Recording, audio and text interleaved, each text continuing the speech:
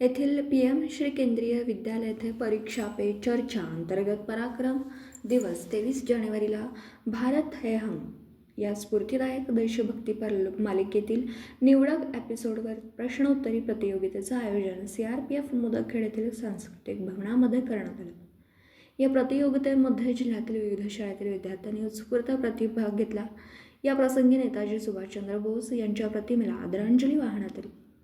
नांदेड जिल्ह्यातील केंद्रीय विद्यालय, नांदेड जवाहर नवोदय विद्यालय, इतर CBSE शाळा व स्थानिक जिल्हा परिषद शाळा यांच्या जवळपास 100 विद्यार्थी यांना या प्रसंगी प्रधानमंत्री मोदींची द्वारा लिखित एक्झाम वॉरियर्स हे पुस्तक देण्यात आले.